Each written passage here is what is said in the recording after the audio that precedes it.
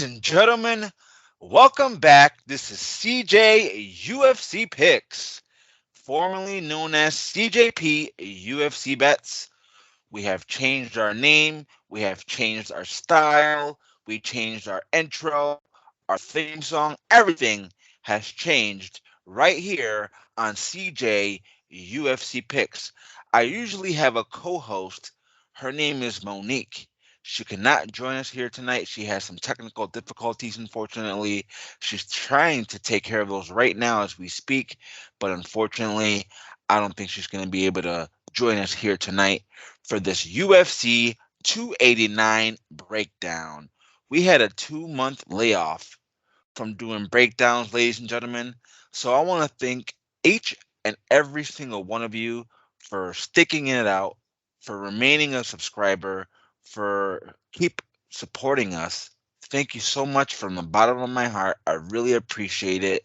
And we hope that you enjoy this breakdown for UFC 289. 11 scheduled fights on the card that were announced. And let's start with the first fight of the night. The first fight on the card is scheduled in the women's strawweight division. We have Diana Belbiţă versus Maria Oliveira. Diana Belbiţă, she is 14-7, 26 years old, 5'7" with a 68-inch reach, currently sitting at a -105. Then we have Maria Oliveira. She's 13-6, 26 years old, 5'6" with a 69-inch reach, and she's currently sitting at -115. For Diana Belbiţă, she has a high pressure fighting style. She's very well rounded. She's got pretty good volume and likes to set a high pace in her fights. She has a pretty nice clinch, and she also is decent off of her back. She also has a good takedown defense, and it's pretty tough to put out. For Maria Oliveira, she is a tall, lengthy girl for this division, and she has pretty good power kicks and punches and uses her kicks to manage range. She has pretty good volume on the feet, and she's been more active than her opponent here, which I do like. I do like the more active fighter. Her takedown defense is just okay, but she is a pretty tough girl, and that's why I'm going with Maria Oliveira by decision in this fight. No bets whatsoever on this fight. I might bet the over 2.5, depending on the number. No numbers on that yet. Let's move on up to the next fight on the card, ladies and gentlemen. We have David Dvořák versus Steve Erceg. David Dvořák, he is 20-5, 31 years old, 5'5" with a 68-inch reach, currently sitting at -175. Then we have Steve Erceg. He's 9-1, 27 years old, 5'9" with a 68.5-inch reach, currently sitting at +150. For David Dvořák, he's got pretty good striking with solid pressure on the feet and solid boxing. He's got nice low kicks and decently fast hands. He's got okay takedowns, but nothing to write home about. He also has decent cardio, and he is fundamentally sound anywhere the fight goes. For Steve Erceg, he's got pretty decent grappling, decent submissions, and he is pretty fast on the feet. He's got good scrambles with nice jabs, and his striking is just okay, but he is pretty accurate with his punches. Not to mention, he's making his very, very short notice UFC debut, and that's not really trustworthy in my book. I'm going with the veteran here. I'm going with The Undertaker, David Dvořák, by knockout or TKO in this fight. one of my pretty confident picks, David Dvořák here, ladies and gentlemen. Let's move on up to the next fight on the card. Scheduled in the men's featherweight division, we have Blake Bilder versus Kyle Nelson. Blake Bilder, he's undefeated at 8-0. 32 years old, 5'8", with a 68.5-inch reach. Then we have Kyle Nelson. He's 13-5-1. 32 years old, 5'11", with a 71-inch reach. For Kyle Nelson, he's got solid striking with a good amount of KO power in his hands. He's got a solid takedown defense, and he's good at creating scrambles. He's got pretty decent takedowns with a decent takedown defense, but a horrible takedown accuracy. Not to mention, he will have the height and reach advantage here in this fight, so we'll see if that helps him here in this fight.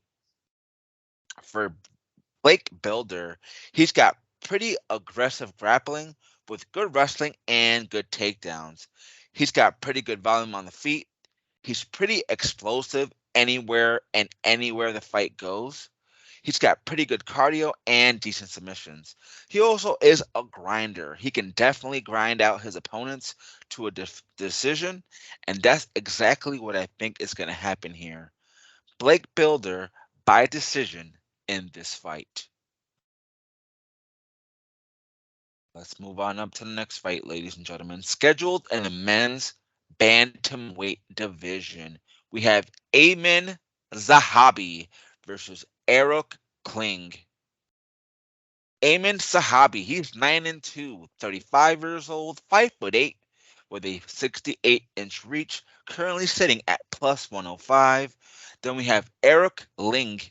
He's 24-9, 29 years old, 5'7", with a 69.3-inch reach, currently sitting at -130. For Aiemann Zahabi, he's got solid striking with pretty decent KO power in his hands. He also has solid takedown defense and a pretty decent ground game. He can be pretty low volume at times, but when he picks it up, he picks up the pace and he can be dangerous. He can put your lights out with that KO power that I mentioned, and he also has decent cardio and a decent chin to go with it. For Aoriqileng, he's got decent technical striking with a good amount of pressure on the feet, and he likes to set the pace in his fights.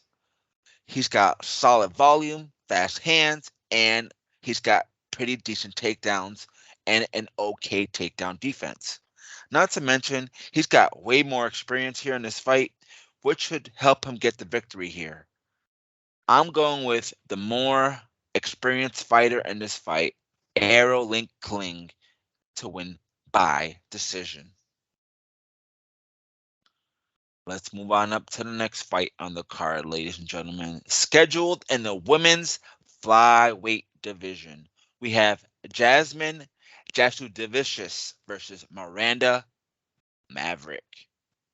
Jasmine Jasudavicius, she's 8-2, 34 years old, 5'7", with a 68-inch reach, currently sitting at +240. Then we have Miranda Maverick. She's 11-4, 25 years old, 5'3", with a 65.5-inch reach, currently sitting at -300. For Miranda Maverick, she's got decent technical striking with solid pressure on the feet and solid takedowns. She's pretty strong for this division and uses that strength pretty well in her fights. Her takedown accuracy is decent and her takedown defense is just okay. But she's got pretty good wrestling, and not to mention, she is pretty tough with good cardio to go all 3 rounds. For Jasmine Jasudavicius, she's fighting out of her hometown, so she has hometown advantage here. She's got pretty good grappling and likes to come forward at her opponents with a pretty good high pace. She also has pretty decent takedowns, solid clinch work with good knees from the clinch. She's got pretty good wrestling ability and can grind out her opponents to a decision victory. This should be a decently close fight, closer than the number says, but I'm going with Miranda Maverick by decision here in this fight. Let's move on up to the next fight on the card. Scheduled to be the featured prelim fight for UFC 289. And before we do this breakdown, ladies and gentlemen, make sure to subscribe to this channel. Like this video, share this video, and tell everyone you know about CJUFCPicks right here on YouTube, Instagram, TikTok, and Twitter. Follow us on all of those platforms. CJUFCPicks. This next fight is scheduled in the middleweight division with Nassourdine Imavov versus Chris Curtis. Nassourdine Imavov, he's 12-4, 27 years old, 6'3", with a 75-inch reach. Then we have Chris Curtis. He's 30-10, 35 years old, 5'10", with a 75.5-inch reach. For Nassourdine Imavov, he's got good striking, and he stays pretty busy on the feet and throws pretty good combos with good ones and twos. He also has pretty good counter striking and a very solid takedown defense. He's got okay takedowns with good cardio, but he does need work on the ground. He's got pretty good jabs with a sneaky KO power, good elbows, and good knees to go with it. For Chris Curtis, he's got nice, clean boxing, pretty good jabs, and has high volume on the feet. He's got pretty good takedown defense with a solid amount of KO power in his hands. He does have nice leg kicks to go with it, and is always moving, just never slows down with very good cardio. I'm going with Chris Action Man Curtis by knockout or TKO in this fight. He has to avenge that ugly loss he had in his last outing. So give me Chris Curtis by knockout in this fight. All right, ladies and gentlemen, let's move on up to the main card for UFC 289, scheduled in the men's middleweight division. We have Eryk versus Marc-André Barriault. Eryk, he's 15-7, 36 years old, 6'1", with a 75-inch reach. Then we have Marc-André Barriault, 15-6, 33 years old, 6'1", with a 74-inch reach. This fight should be exciting.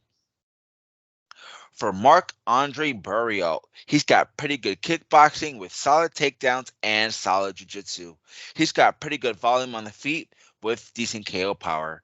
He's got a decent takedown defense with pretty good cardio.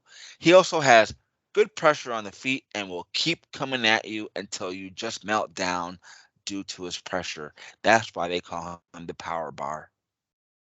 For Eryk, he's got pretty good striking with pretty decent wrestling and mixes up his striking and grappling up pretty well in his fights.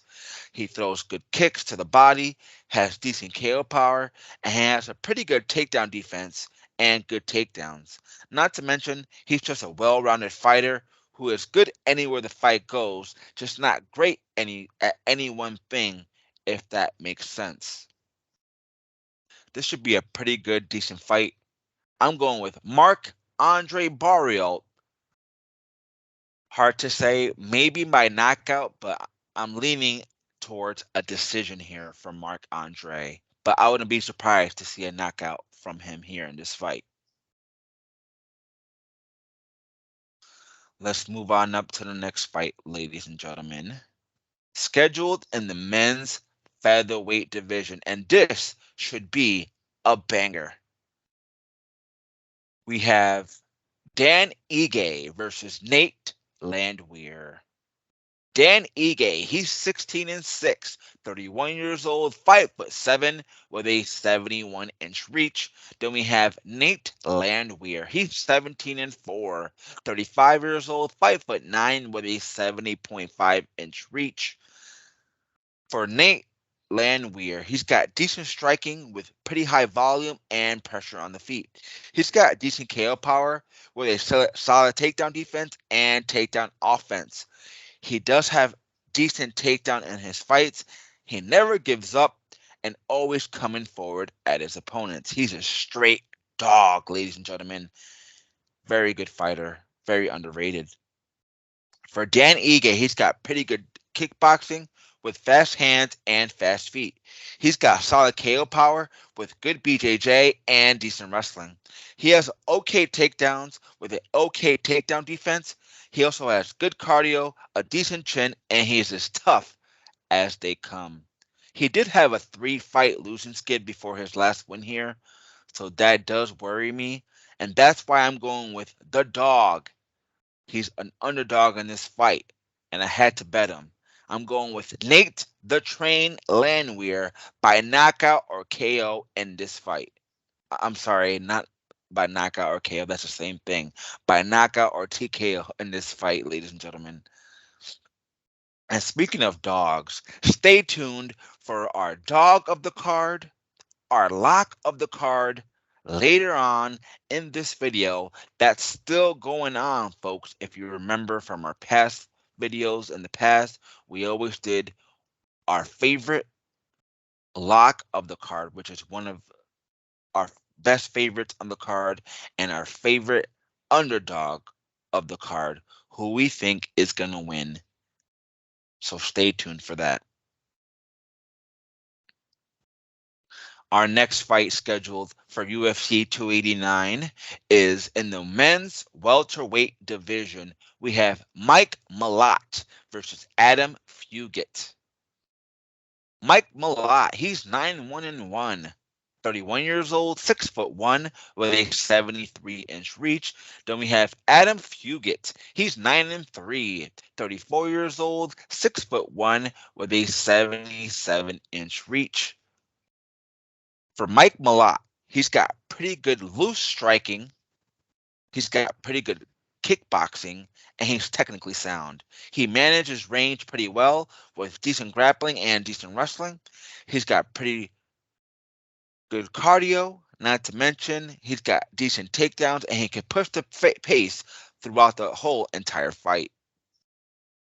For Adam Fugitt, he's got pretty good wrestling and good pressure on the feet with decent striking to go with it.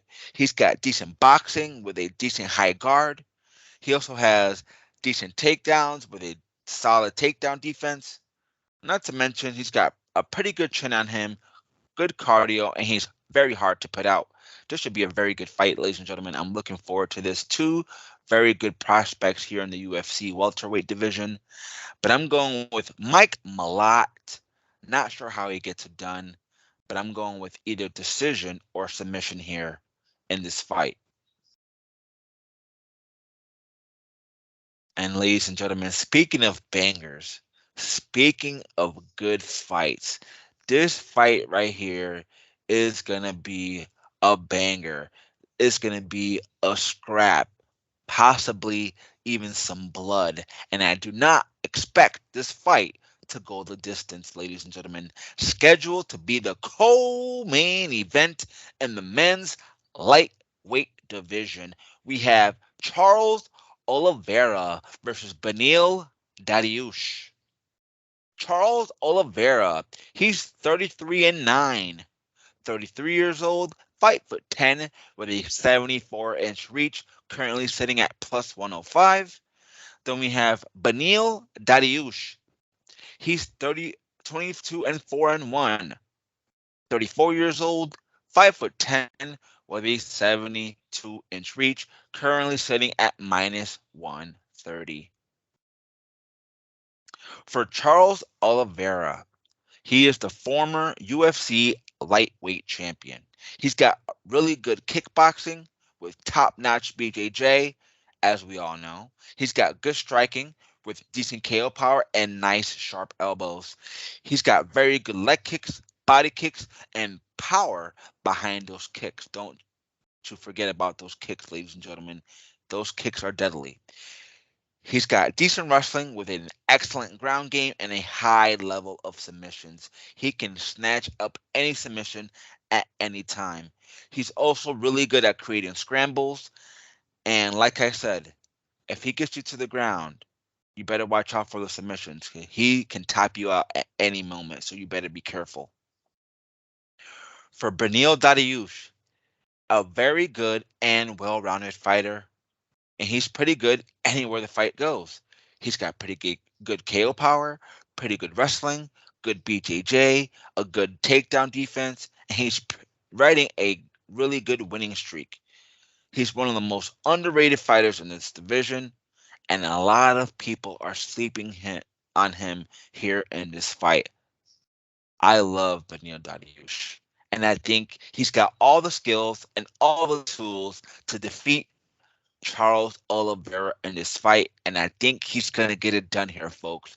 I think that Beneil Dariush stops Charles Oliveira and moves on to become #1 contender for the lightweight championship of the world. Give the man his due. Give the man his title shot if he wins against Charles Oliveira at UFC 289. I'm calling right now, ladies and gentlemen, Beneil Dariush to win this fight. And ladies and gentlemen, we have made it to the main event of the evening for UFC 289, Nunes versus Aldana for the UFC Bantamweight Championship of the world. But before we do the breakdown, folks, don't forget to subscribe. Don't forget to like this video. Don't forget to share this video. Show your support. Follow us on all social media platforms. We're on Twitter. We're on Instagram. We're on TikTok. We're everywhere. CJUFCPicks. Make sure to subscribe. Make sure to follow us here each and every single week. We apologize that my co-host cannot be here today to break down these fights with us. Monique will be back. Don't you worry, folks. She will be back. She will be giving us a full card breakdown predictions, hopefully, for the next card. Whew. But for this card, ladies and gentlemen, scheduled in the women's bantamweight division, we have Amanda Nunes versus Irene Aldana. Amanda Nunes, she's 22-5, 35 years old, 5'8", with a 69-inch reach, currently sitting at -330. Then we have Irene Aldana. She's 14-6, 35 years old, 5'9", with a 68.5-inch reach, currently sitting at +260. For Irene Aldana, she's got pretty good striking with nice technical boxing and solid KO power. She's got pretty high volume on the feet and likes to set a fast pace in her fights. She has very solid takedown defense. She's very tough and always looking for the finish. She's also tough to put out. She can hang in there with the best of them with very good cardio and a very good chin. For Amanda Nunes, she's the GOAT of the women in the UFC, a 2-division title holder, and she's a legit future Hall of Famer. She's got very good striking, pretty good KO power in her hands, and she can knock out anyone in this division. She's got good jiu-jitsu with good wrestling, good takedowns, and a good takedown defense with good takedowns of her own. Not to mention, she is very tough, very dominant, and one of the best women fighters to ever do it in the UFC. That's why she's one of the GOATs. She is the GOAT in the UFC for women. And ladies and gentlemen, my pick for this fight, I'm going with Amanda Nunes. Inside the distance. Not sure if she gets it done by knockout or submission. I'm going to go with knockout, but Irene Aldana does have a pretty decent chin. She's pretty tough to put out. But we all know Amanda Nunes has that death touch. If she continues with that pressure, if she continues with those nice, straight punches to the chin. I think she's going to get it done. Amanda Nunes to win inside the distance. Ladies and gentlemen, do not forget, we are doing our dog of the card, our lock of the card is coming up right now.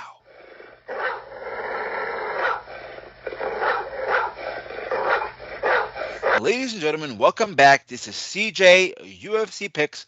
Make sure to subscribe, hit that notification bell, and tell everyone you know about CJUFCPicks. Make sure to subscribe and support us here every week to break down every single UFC card for your enjoyment.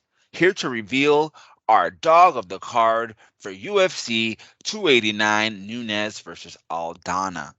My dog of the card is Nate the Train Landwehr, ladies and gentlemen. He's my dog of the card for UFC 289. And now coming up is our lock of the card for UFC 289 right now. Ladies and gentlemen, welcome back. This is CJ UFC Picks. Make sure to subscribe, hit that notification bell. Join us here every single week for full card breakdowns and predictions for all UFC fight nights and pay-per-views. Thank you so much for all the support. Here to reveal our lock of the card, our best favorite for UFC 289. My lock of the card, my best favorite for UFC 289 is the GOAT of the women in UFC, the current UFC bantamweight champion. I'm going with Amanda Nunes. I think she's my lock of the card. She's going to get it done against Irene Aldana. Ladies and gentlemen, don't forget to join us next week, next Sunday. We're dropping another full card breakdown and predictions right here on CJUFC Picks. And hopefully Monique can join us so she can give us her insight, her breakdowns, her predictions. Thank you so much for joining us. We hope you enjoyed our show, and we're out of here, folks.